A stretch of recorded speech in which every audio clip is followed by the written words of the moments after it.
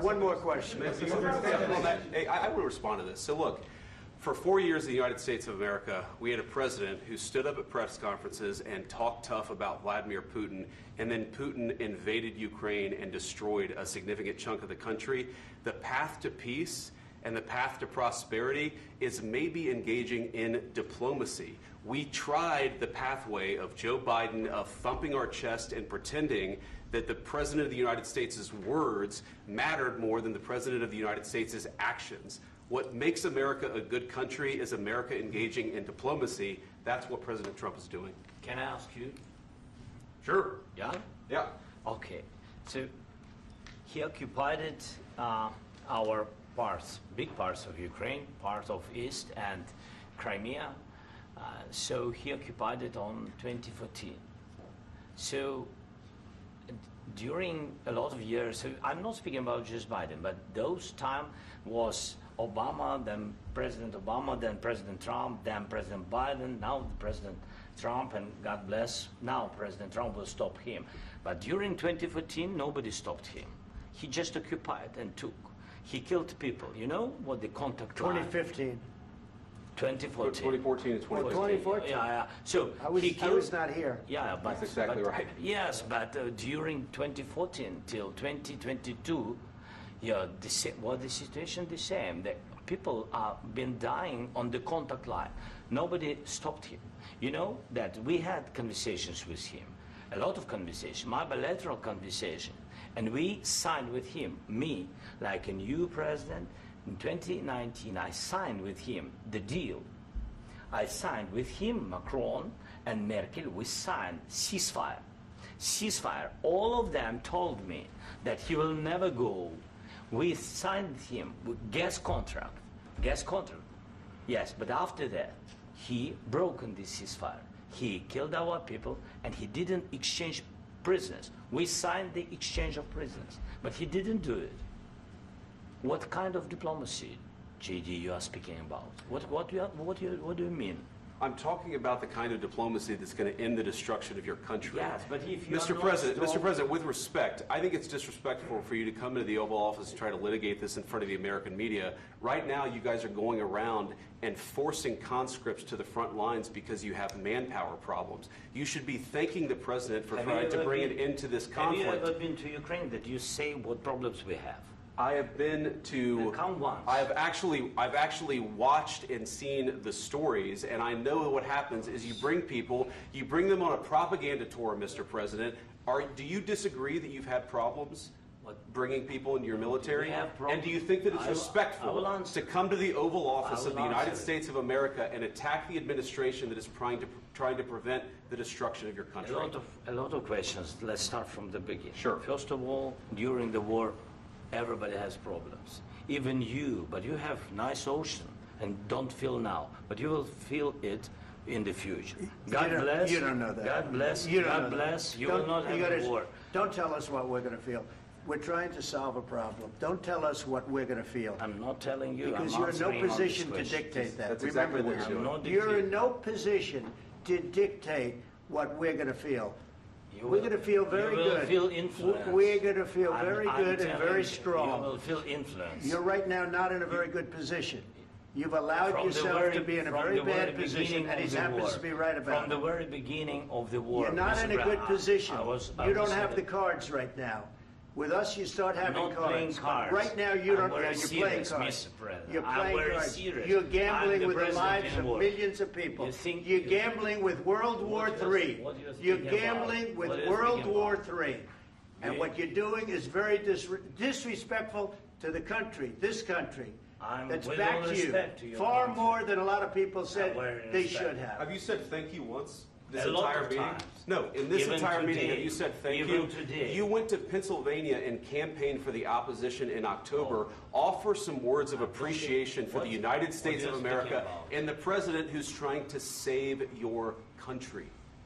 Please, you think that if you will speak very loudly about the war, He's not speaking loudly. He's not speaking loudly. Your country's in big trouble. Can I answer? Wait a minute. No. You've done a lot of talking. Your country is in big trouble. I know. You're not winning. You're not winning this. You have a damn good chance of coming out okay because of us. Mr. President, We are staying in our country, staying strong from the very beginning of the war. We've been alone, and we are thankful. I said thanks you haven't in been this alone. cabinet, You and haven't not been only alone. in this cabinet. We gave you, through I this said thank stupid you. president, $350 billion. You voted we gave for you your military president. equipment, You and you voted men for are your brave, president. but they had to use our military. What about if you didn't have You our invited military me. equipment, You invited if me you to didn't speak. have our military equipment, this war would have been over in 2 weeks. In 3 okay? days, I heard it from Putin. In 3 days, this is something Maybe new. less. In 2 weeks, of course, yes. It's going to be a very hard thing to do business like this. I And tell you. just say thank you. I said a lot of times thank you to American people. Accept that there are disagreements, and let's go litigate those disagreements rather than trying to fight it out in the American media when you're wrong. We know that you're wrong. But you see, I think it's good for the American people to see what's going on. I understand, sir. I think it's I very understand. important. That's why I kept this going so long. You have to be thankful. You don't have the I'm cards. thankful. You're buried there. Your people are dying. tell you You're again, running I low know. on soldiers. Don't- Listen, don't, please, you're running Mr. low on President. soldiers. It would be a damn good thing. Mr. And then you tell us, I don't want a ceasefire. I don't want a ceasefire. I want to go, and I want this.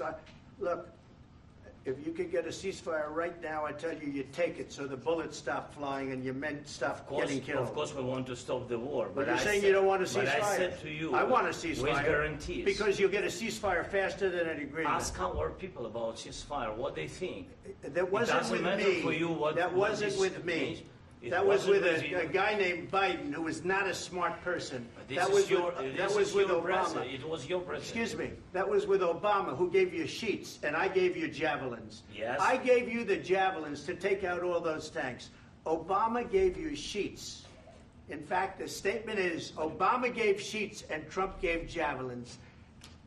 You got to be more thankful, because let me tell you, you don't have the cards. With us, you have the cards. But without us, you don't have any cards. One more question to Mr. Vice President. I'm sorry. It's going to be a tough deal to make, Um, because the attitudes have to change. what if Russia breaks ceasefire? What if Russia breaks peace talks? What do we do then? I understand that it's a heated conversation right now. What are you but saying? what She's if asking, what if Putin Russia breaks the breaks ceasefire? What if anything? What if a bomb drops on your head right now? But they have Okay? broken What if they ceasefire broke it? many I don't know. They broke it with Biden, because Biden, they didn't respect him. They didn't respect Obama. They respect me. But what- Let me tell you, Putin went through a hell of a lot with me. He went through a phony witch hunt where they used him and Russia. Russia. You ever hear of that deal? That was a phony Hunter Biden, Joe Biden scam. Hillary Clinton, Shifty Adam Schiff. It was a Democrat scam. And he had to go through that. And he did go through it. We didn't end up in a war. And he went through it. He was accused of all that stuff. He had nothing to do with it. It came out of Hunter Biden's bathroom. It came out of Hunter Biden's bedroom. It was disgusting. And then they said, oh, the laptop from hell was made by Russia. The 51 agents. The whole thing was a scam. And he had to put up with that. He was being accused of all that stuff. All I can say is this. He might have broken deals with Obama and Bush, and he might have broken them with Biden. He did, maybe. Maybe he didn't. I don't know what happened. But he didn't break them with me. He wants to make a deal. I don't know if you can make a deal. The problem is, I've empowered you to be a tough guy. And I don't think you'd be a tough guy without the United States. And your people are very brave. But you're either going to make a deal or we're out. And if we're out, you'll fight it out. I don't think it's going to be pretty, but you'll fight it out. But you don't have the cards. But once we sign that deal, you're in a much better position. But you're not acting at all thankful. And that's not a nice thing. I'll be honest, that's not a nice thing. All right, I think we've seen enough. What do you think? Huh? This is going to be great television, I will say that. All right. We'll see what we can do about putting it together. Thanks.